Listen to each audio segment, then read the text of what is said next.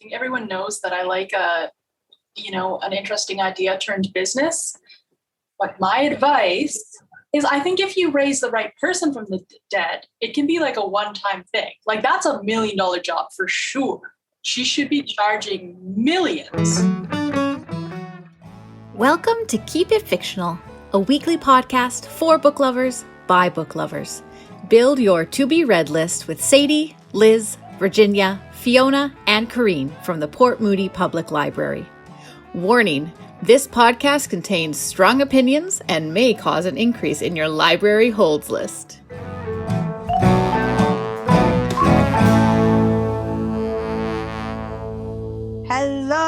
Hello. Welcome again to our Keep It Fictional book chat.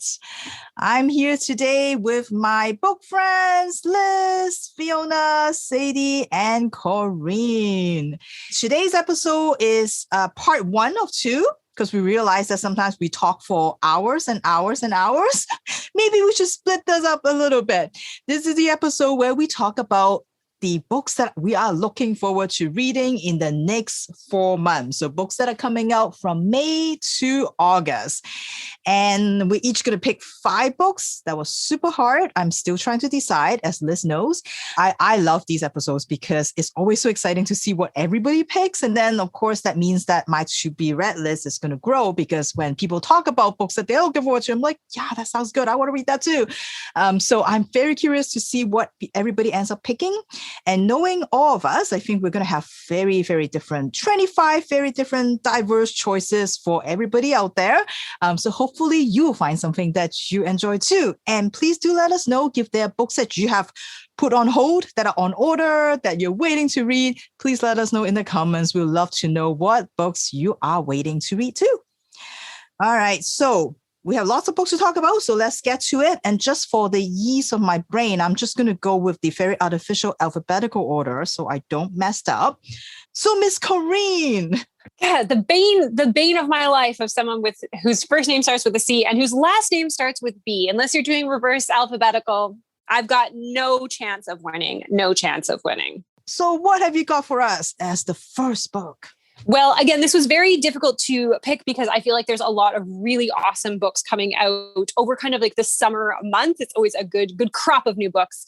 So I decided to pick a couple of debuts and then a couple in like my favorite genres. And the first one that I want to talk about is a debut novelist. It's one from across the pond. It's one that I think is going to be a sweet, heartwarming read that is like perfect for any reader. And it is Sara Nisha Adams' The Reading List. It is, of course, a book about books and the power to change people's lives. So, of course, it's right up my alley. It centers around a widower named Mukesh, who is living a very quiet life in West London after the death of his wife. With him lives his granddaughter, Priya, who spends all of her time locked in her room reading books. And Mukesh finds this very strange, finds it very weird. He would prefer to watch a nature documentary, but he also would really like to connect with his granddaughter. On the other side, there is Alicia, who is a young, bored teen who works at her local library over the summer. And in an old copy of To Kill a Mockingbird, she finds a list of books. As she kind of takes her eyes over these, there's books that she has never heard of before, books that she has never encountered. And so since she is bored and has nothing to do, she decides to spend her summer reading through this list of books that she has mysteriously found.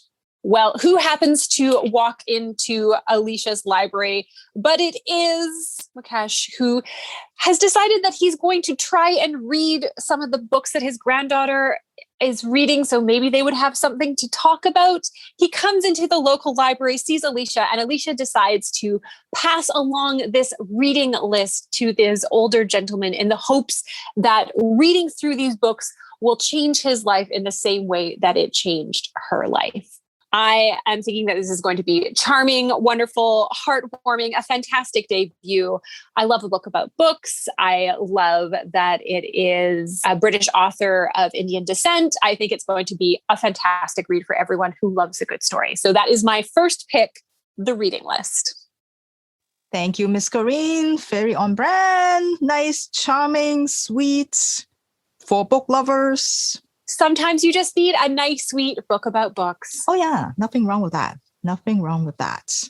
It's like Corinne's pendulum, right? She's got to go back and forth from like Murder. Sweet. Murder. It really is. It pretty much goes bouncing from one to the other. And then I think it eventually kind of evens out a little bit. A little bit. So what's in the middle between murder and... It's a YA murder mystery because they're pretty murdery, but they're not too grisly and they're usually hopeful. So it just kind of is that nice Venn diagram. Mm-hmm. All right, cool. Fiona, what is your first pick? All right, I've got one I'm super excited for. One of my favorite YA authors, Julie Murphy, has a third book in her series. I'm not sure what you call a series when it's basically the same town. So it's different characters in the same town. And this one is called Pumpkin. And so it is number 3 of the Dumpling series, which recently got a Netflix film. That was really sweet. And I love the second one. Loved it so much. And so this one is going to center on Waylon, who is an out gay teen. And like Murphy's, most of Murphy's characters, he's fat. It's something that is just sort of like a niche thing for her. Her character, she writes fat characters.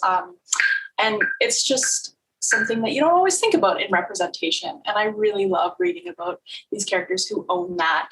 And it's just a part of them. But he's also, he's out. And I guess there's some sort of thing where he gets joke nominated for prom queen. But he's going to take it really seriously. So I'm very excited for that. Thank you, Fiona. All right, Liz, what is your first pick? This first book, I think it will be really emotionally evocative, as Corinne likes to say, is part of my branding, I guess, my reading branding. And it also appeals to me, not only because of that, but because it is also touted as a semi-autobiographical coming-of-age story. And this one is called Rainbow Milk, and it's by Paul Mendez. Now, this book originally came out in the UK, and it takes place in the UK. A Jamaican immigrant family came to that country in the 1950s, and now we see a millennial named Jesse, who is 19, who still lives in the UK, but he is struggling with his racial as well as sexual identity. And on top of that, he is also feeling in conflict with the teachings of the religion that he was brought up in, which was Jehovah's Witness. He decides to get a fresh start, moving away from his economically depressed community to the big city of London. Sadly, Jesse falls into sex work, and he is looking for a fresh start, but in the wrong places. And he kind of gets into this cycle of destructive behavior while trying to find himself. I don't know where the story will go. That's why it's on my list, because I really want to know what happens to Jesse and how he hopefully overcomes his struggles. This book talks about so many different intersecting issues facing a lot of young people, especially today, that it's been very, very well reviewed as a first work by Paul Mendez. A note for anybody who may be considering reading this, it has been noted that the sexual content in this book can be quite graphic.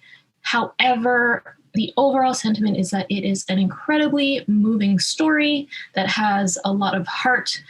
So if that is not something that will bother you, then perhaps you may also wish to check out Rainbow Milk by Paul Mendez.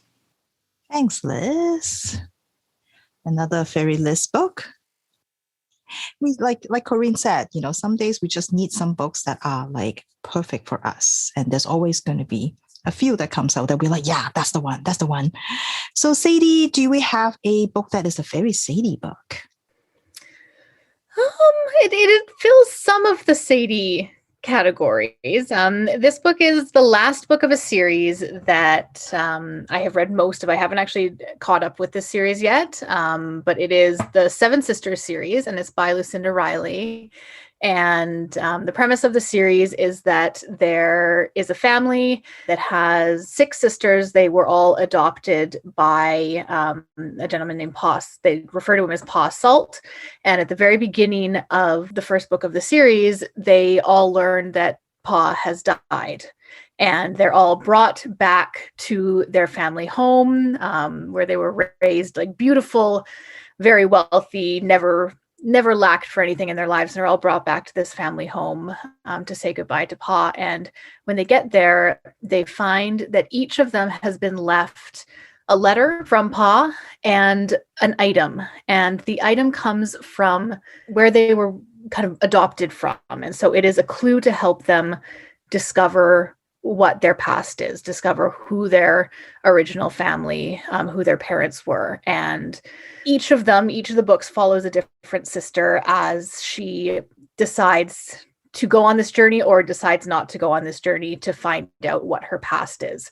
Now, the interesting thing about this last book, which is called The Missing Sister, is that there were only 6 of them, and they are named after the 7 sisters' star cluster, the Pleiades, and they always wondered where the 7th sister was. So they always assumed one by one these children were adopted and brought into this home, and they always figured that there would be a 7th sister, because to complete the star cluster, to complete that storyline, there needed to be a 7th sister, but she never appeared. And so this book, not a lot is being said about it. All that is being said is that you will finally get to hear the story of Merope or Merope. I'm not sure how that is pronounced. The final story of the final sister, who is the missing sister. So I'm very curious, kind of how they take that, how the story goes. If there is in fact another sister that has been kind of there all along, or if maybe they have to go out and find someone. And there's always somewhat of a kind of a magical realism, mystical kind of element to these stories, where you kind of get the idea that Pa he had an idea the entire time that everyone was meant to be brought together. Everyone was sort of meant to be brought into this place. And so you kind of just wonder what role the 7th sister is going to play. So I'm very excited to see what role they are going to play, and how they kind of draw the story together and pull the story together, and how it ends, how it all kind of comes together in the end. So that is The Missing Sister by Lucinda Riley. Now, does it actually end though? Because there could be more missing sisters.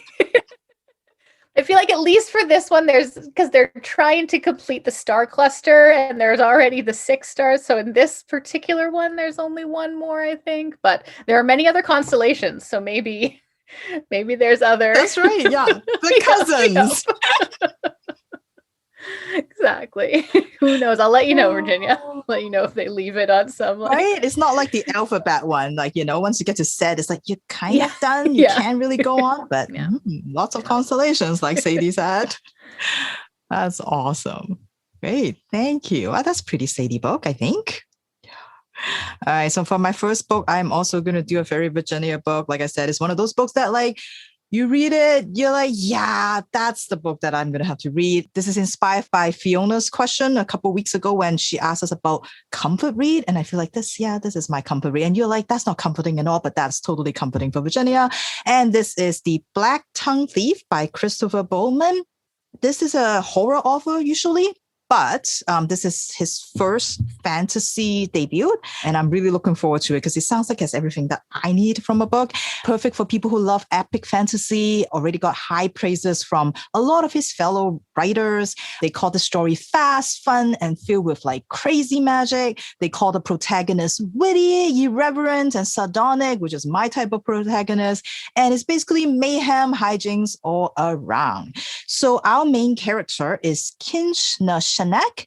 He is a thief that has a huge student loan because when he learned to be a thief, he went, I guess there's thief school that you go to. He has, of course, incurred a lot of student loans. So he has a huge debt that he has to pay back. And that helps, I guess, if you're a thief, you can steal things and pay back your debt. I don't know. But one day, this is a story of how one day he picked the wrong mark and gets tangled up with a knight who is a war veteran from the Goblin Wars, because there's goblin fighting, apparently.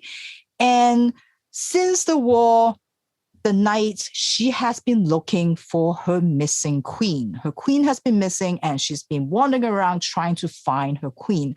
And now Kinch is going to have to join her in her search for this missing queen in order to pay back his debt. I don't know much more about the book. I heard that there's going to be giants. There are going to be these battle ravens. There's going to be krakens that want to kill you. There's going to be something called the murder alphabet, which I'm very, very curious about. And there's going to be an assassin that can kill you with his tattoos. Like I said, full of all the things that I want from a fantasy.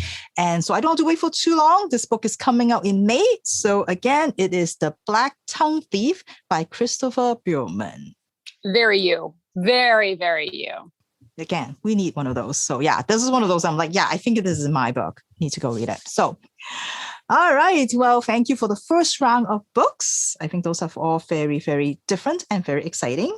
So what do we have next? Corinne, where are you going to take us to? Which side of the pendulum? We're swinging to the other side. We're taking a hard swing to the other side. Yeah.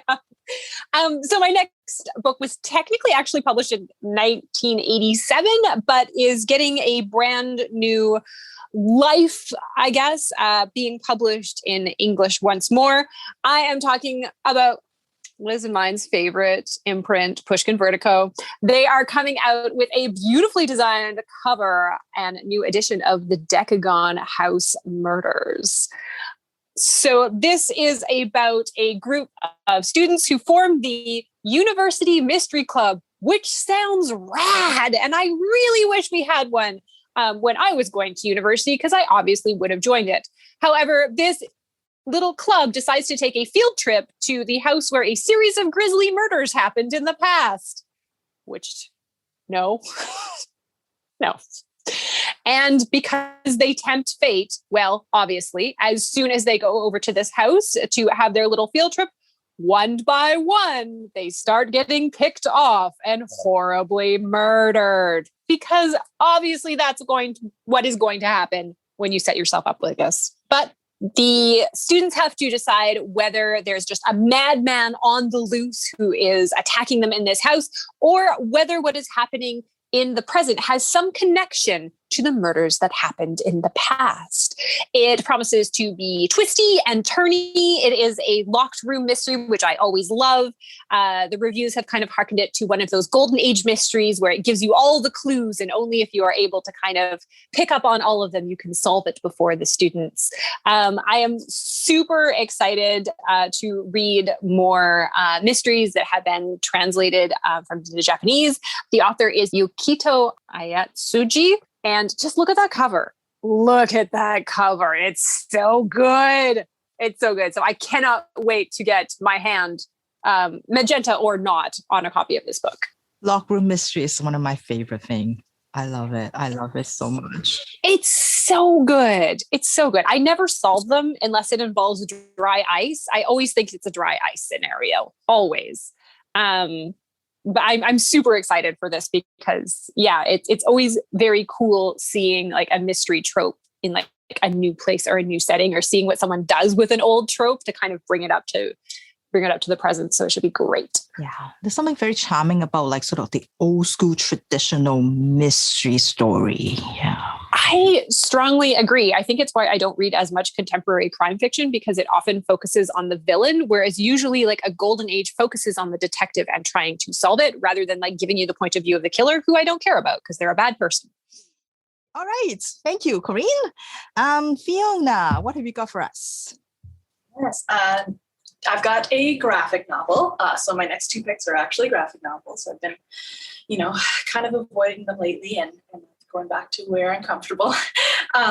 So this is a new graphic novel from Alison Bechdel, Fun Home and Dykes to Watch Out For. So it's pretty exciting. I don't know that she's done anything recently. She had a follow-up to Fun Home that I didn't make it through.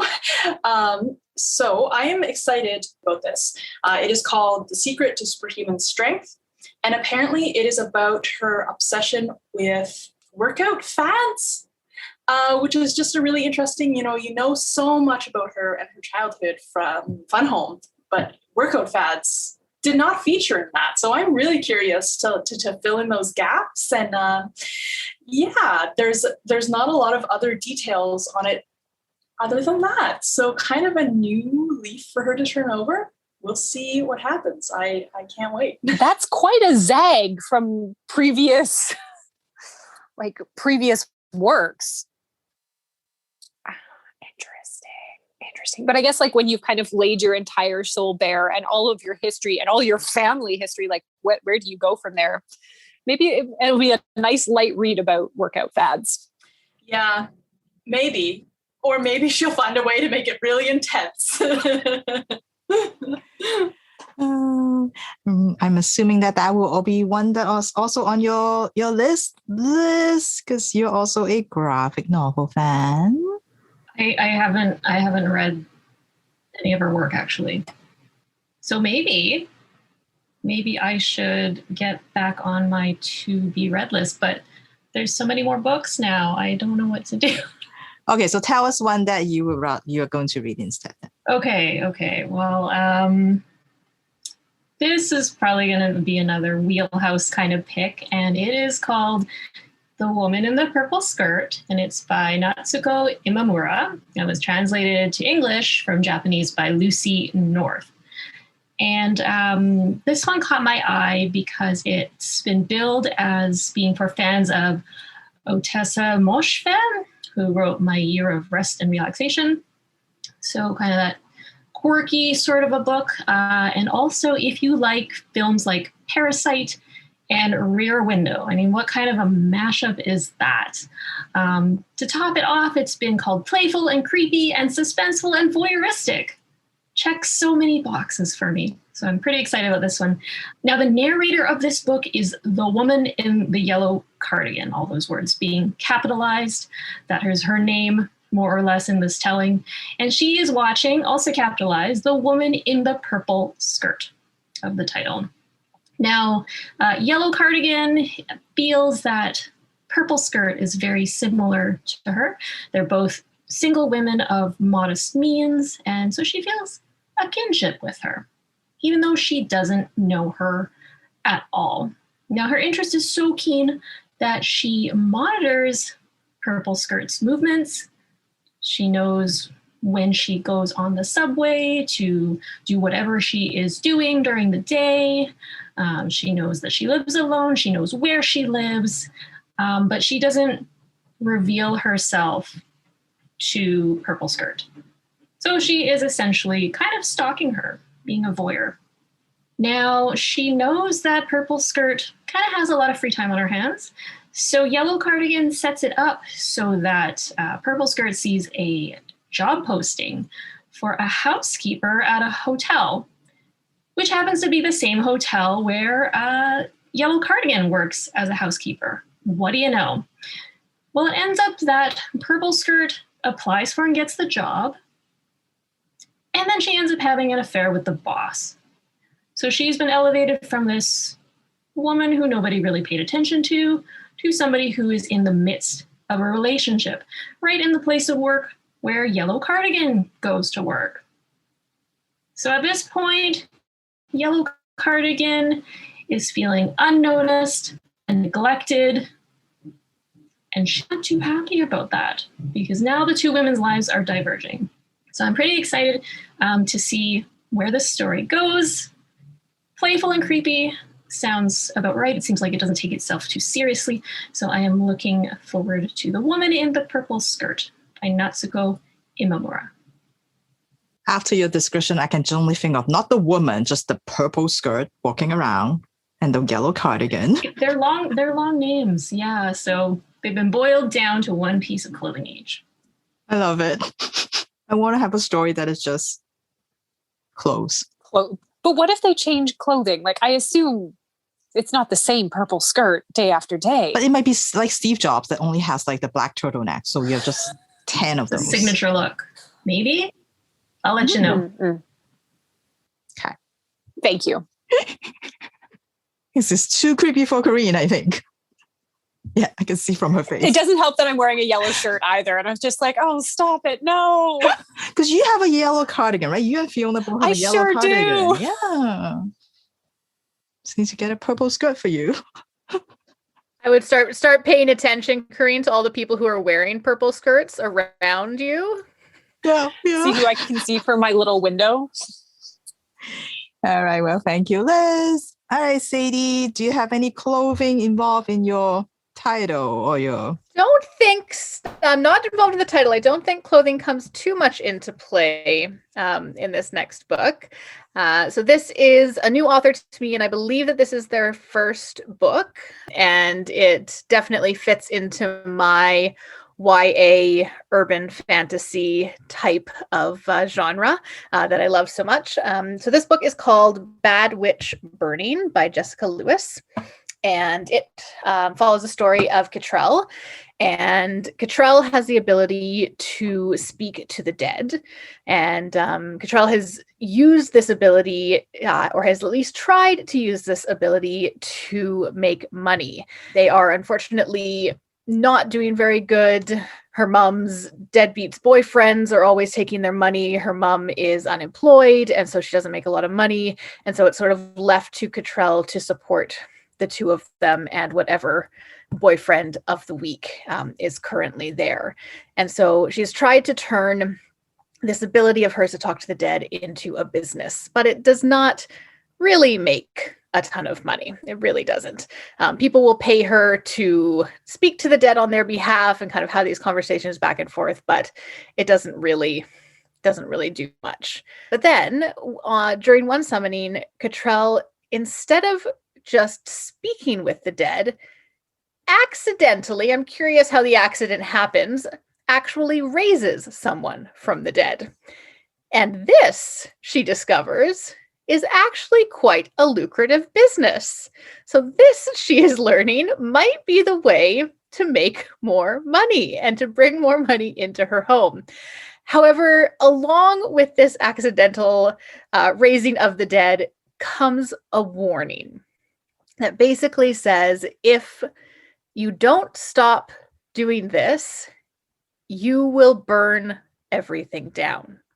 You will completely destroy everything. So it is sort of up to Cottrell at this point to make the choice if she's going to continue, because it's the only way that her and her family can survive, or if she's going to stop and try and find some other way to feed them and to house them. And so I'm very curious kind of where this story goes. I think it definitely has in store a lot of maybe a bit darker than I usually read. I've actually noticed that a lot of the books I've chosen this time have to do with ghosts and dead bodies, which is not really in character for me, but we'll see what happens and if I actually do end up enjoying them. So yes, I'm very excited about Bad Witch Burning to see exactly what Cottrell decides and who she will sacrifice in order to survive. That sounds excellent. I think everyone knows that I like an interesting idea turned business. But my advice is, I think if you raise the right person from the dead, it can be like a one-time thing. Like, that's $1 million job for sure. She should be charging millions, and then it's just one person. So you'll have to get back to me about that, about how her finances. Yeah, I will. Well, my sense is that she doesn't go that direction. That's just my sense I'm getting, but I will let you know. I will definitely, yeah. Fiona will write a sequel to that will turn it into... Yes. Or like a guidebook. Yeah. Guidebook to making money raising the dead. Ooh, necromancy for dummies. Necromancy finances for dummies. feel like it has to be necromancy financy for dummies because you have to have like the rhyming. We're all set. Let's go write that book now. Makes us some money. All right. So the next book is also a YA book. It's also has the word witch in the title, just like Sadie's. A different kind of story. I find that there's actually a lot of really interesting YA books that are coming out in the next few months. I'm really excited about many of them. And so it was really hard to pick, but I think I'm going to go with The Witch King by H.E. Edgmon. I believe this is also a debut novel, and it's the first book in a duology. It's coming out in June. So in this world, the Fae lives in a kingdom called Alison, and it is right located in our world, in the human world, but it's kind of hidden from us. And this is a story of Wyatt, who is a trans witch. Now, witches in the world is born to Fae parents, but they are considered inferior because they don't have horns, they don't have wings, they have no control over their magic. And so many parents, when they found out that their babies are witches, they would just sort of abandon them. But Wyatt's parents didn't do that. Instead, they decided to betroth him to the Fae prince, the future heir to the kingdom, with a blood contract. So Wyatt and Ymir, they grew up together as childhood friends, and they have, they like each other. They may have some feelings for each other even after a while. But one night, something horrible happened, and Wyatt unleashes his magic upon the city, and there was fire everywhere. And he fled to the human world because he didn't think that there would still be a place for him after what he did. And when he got to the human world, he was adopted by a human family who is fiercely protective of him. I think of the family as sort of like this warm blanket that is going to always keep you warm and safe. But Ymir came to find him. And Ymir said, you know what? You need to come back with me to the kingdom because I have a kingdom to save. There is apparently another Fae who's trying to vie for power and trying to take over the throne. And his name is Derek. And yes, their names are like human names. And they actually even talk about it in the book. This is a Fae named Derek is going to take over the world, the Fae kingdom.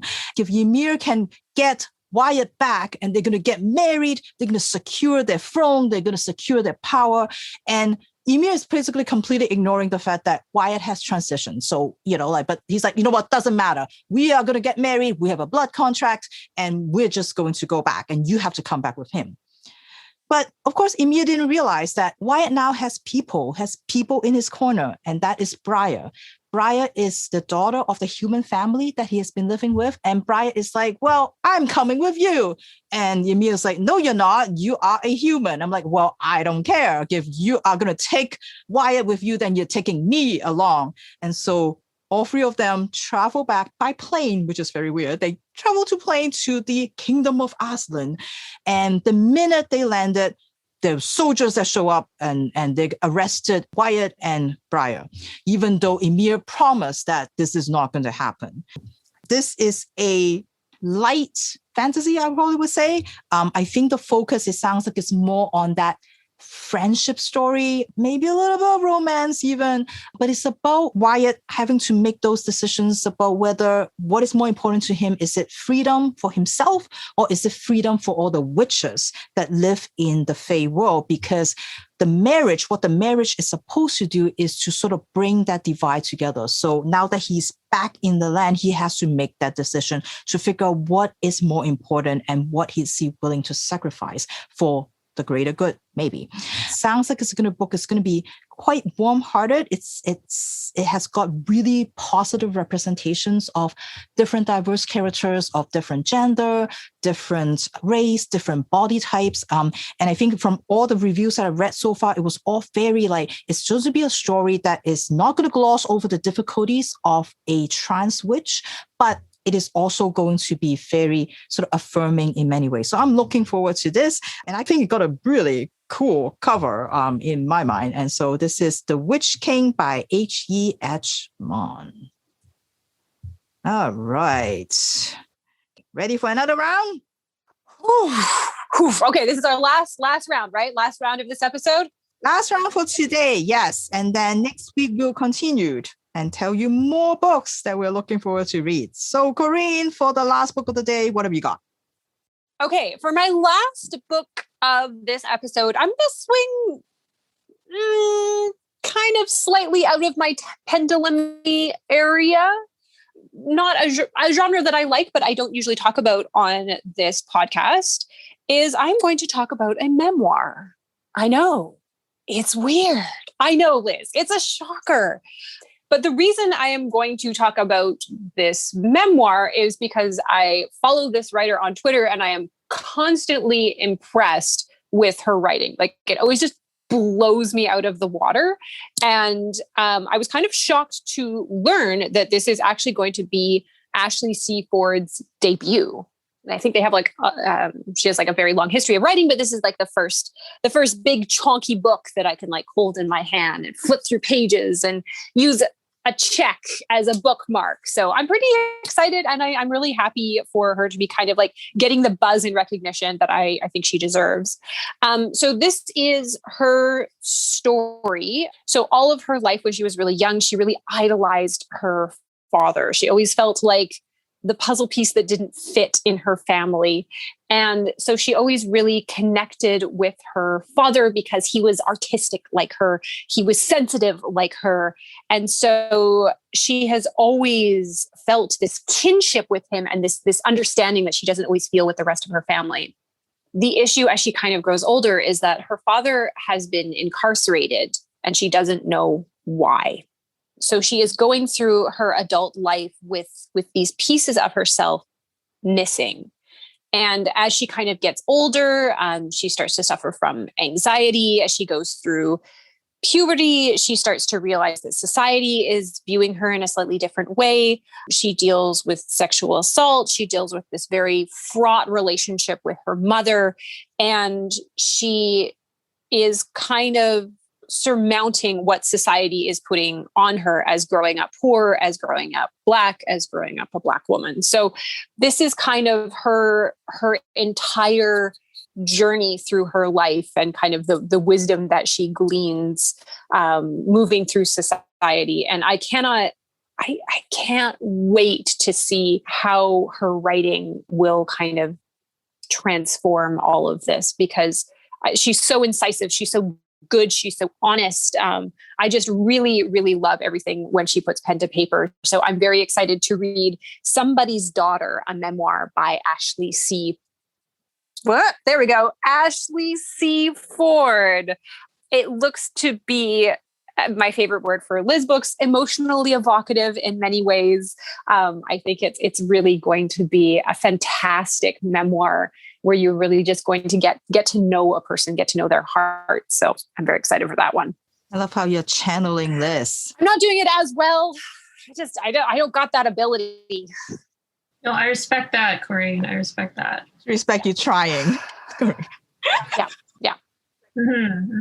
I try, I fail. I'm like, it's the person's life. It's going to be really good. Yeah, that one caught my eye too, for sure. It does look emotionally evocative, as you say.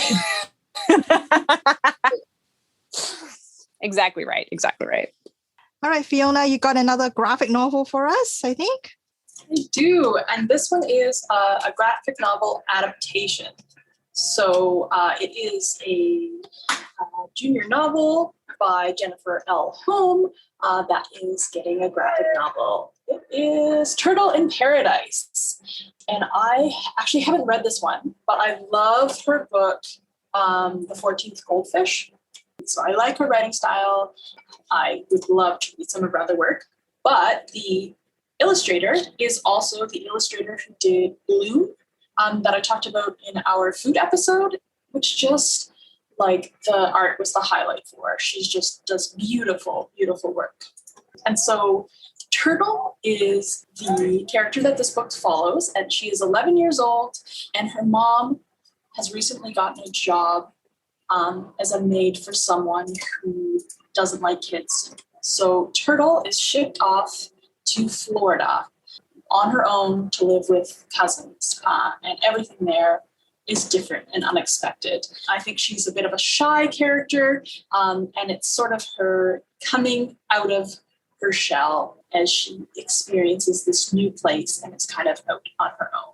So it sounds really delightful, and I love a graphic novel adaptation, like whether it's like a classic or something recent. Sort of feel the same way as I do about like film and television adaptations. Like even if they're bad, you get like someone's vision of what this work would look like, and I really, really like that. It's super interesting that it's not her brother doing the right. I was going to say, like, interesting. that's not nice. You have a brother who could do it. It's her brother. Oh, because he does her other stuff, right? Yeah, Like, the baby mouse stuff. yeah. The Baby Mouse and Sunny Side Up and all of those. So why? Maybe he had his own projects. A mystery for us to find out. It's called the library to do some research for us. All right, Liz, what is your next book? Okay, something a little bit different for me this time. Not, I guess, a genre I usually read. This one is called A Boring Wife Settles the Score, and it's by Marie-Renee Lavoie, a Canadian writer. And this one caught my attention because I really, really enjoyed her first book, which was called Autopsy of a Boring Wife. And in that book, it chronicled how she dealt with basically her husband taking up with a younger woman, and then that younger woman wanting to make friends with her, and all this crazy stuff that happens with divorce.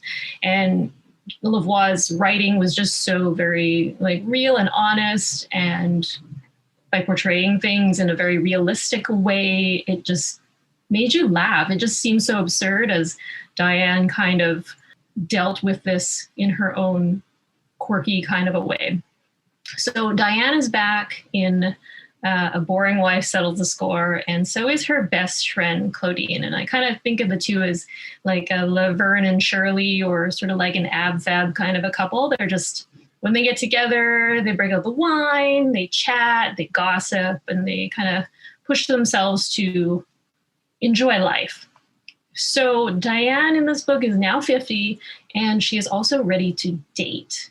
But unfortunately, it's not as straightforward as she imagines it would be. Shocker. So if this book is anything like its predecessor, it'll be an easy breezy, sassy kind of a read. Chaotic as we look at Diane trying to navigate this newfangled world of social media and dating, and just all these things that can go wrong in the very charming Diane way. That will hopefully be good for a chuckle, because you can't help but want to root for Diane. So again, that's A Boring Wife Settles the Score by Marie-Renee Lavoie. Thank you, Liz. Wasn't that one of your favorite book of one of the years when you read the other one? Yeah, when it came out, it was a surprise one for me, because I don't usually gravitate towards I guess women's fiction. But this one was just so charming. I just couldn't help but want to pick up the second one. All right. Sadie, do we have a series? We do have a series. So this next book is the fourth book of a series that I honestly didn't think was going to get another book in the series, because the first three wrapped up the story very, very nicely. And it is a YA mystery series, and the mystery was solved at the end of the series. And so it leaves you to wonder, where else will you go? Because the first three books focused very, very heavily on a specific mystery. But then when I saw that a new book was coming out, I was very, very excited. So this is called The Box in the Woods by Maureen Johnson. And it is the fourth book of the Truly Devious mystery series. And so it is a YA mystery series that revolves around Stevie Bell. And Stevie Bell is an amateur detective and is coming off of quite a high at solving the truly devious mystery that had been a cold case since the 1930s, I believe, 1930s. And Stevie has solved the mystery. She solved the mysteries that continued to occur in the present day that revolved around it as well. And now Stevie is home, bored for the summer. She is not at Ellingham Academy where all of these mysteries occurred. She is just back at home, not really having a very good time. But then she is contacted by the owner of a summer camp, a former summer camp. And they ask her to come up and investigate a cold case of the Box in the Woods murder. And so this murder happened in 1978. And there were 4 camp counselors who were killed in the woods, and their bodies were left in quite a gruesome display. And they're hoping that Stevie can come up and figure out what happened. And they're going to put this onto a podcast that is being created about the case. So Stevie agrees. The only condition is that she is allowed to bring her friends along with her to help solve this case. So they all sort of trek up to this old summer camp and start looking into the case. But of course, this case is not necessarily as cold as they might have thought, and strange things start to happen once they get there. So I'm very excited about this. I really like the way that Maureen Johnson writes this mystery series. I really like Stevie as a protagonist. She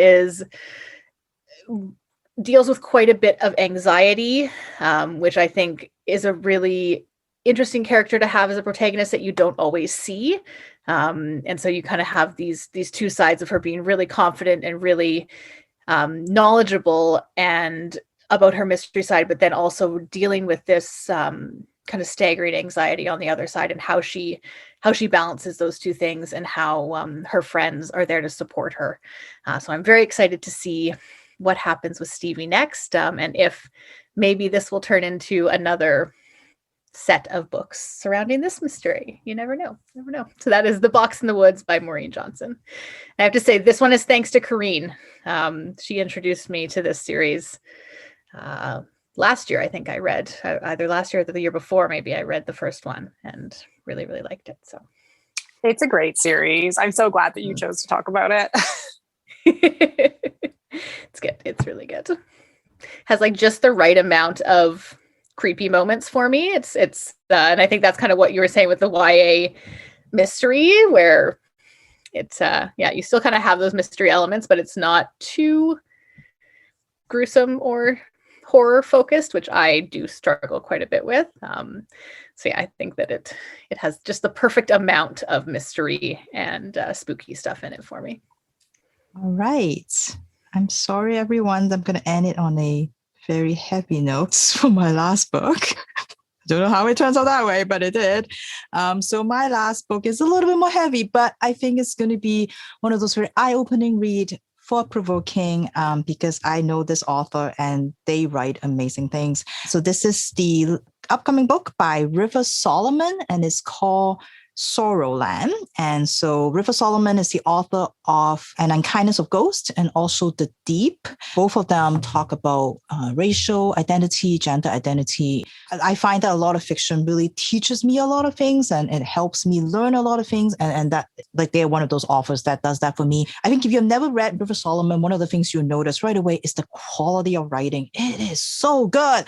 Part of it is because the stories sometimes are like on a heavier subject. I feel like every sentence like sort of punch you in the face, you know, in a good way. It's just so good. I don't know how they can put the sentiments into just a few words, and it's just the perfect words to describe it. I love their writing, so I'm really excited about this. This is another very horrifying world that they are describing in the book. It is a story of Vern, who is a 15-year-old, and she has just fled to the woods and has given birth to her 2 twins, whom she named Howling and Firo. And Vern has lived all her life in a commune called the Blessed Acres of Cain. This is an all-Black community, and she's been taught all her life that the outside world is evil, that's full of white supremacy and how evil that is, and the outside is bad for you. This is the only place that you should be. But Vern has decided that she has to leave. She has to take herself and her babies away from this place because she knows that all the things that she has been told are probably not true. Her husband, who is the reverend, the leader of the, as Corinne pointed out, they don't call it a cult, but I'm going to call it a cult, is spreading lies. All the things that he has been preaching are all lies.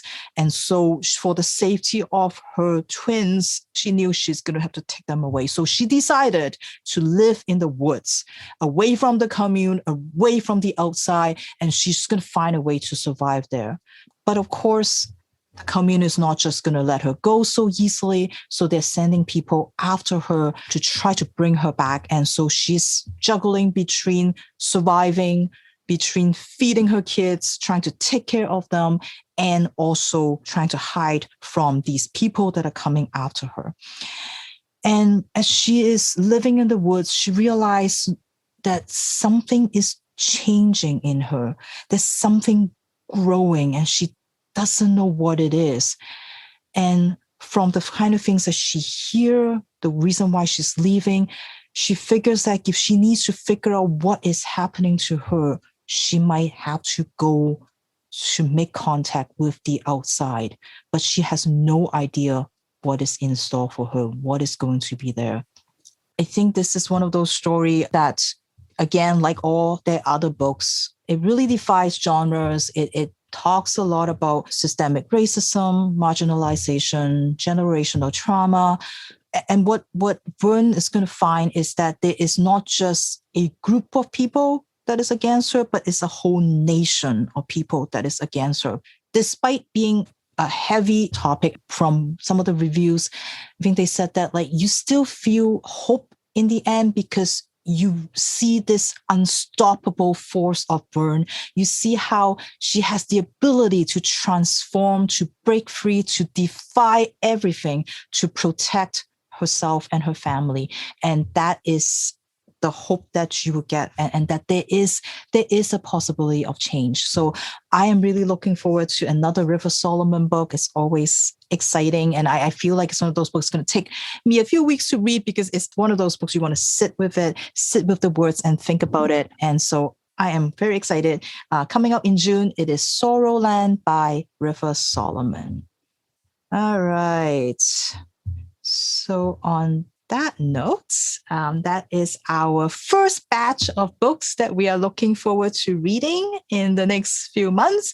Please join us next week for our second round of books that we're looking forward to. We have many more to share. So we hope you will join us, and we will see you next week. And have a great afternoon. Enjoy the sun, and we'll see you again soon. Bye. Thank you for listening. If you like our show, please tell a fellow book lover about it. You can find a list of all the books we discussed in our show notes. Join us next week for another fun book chat. Until then, keep it fictional.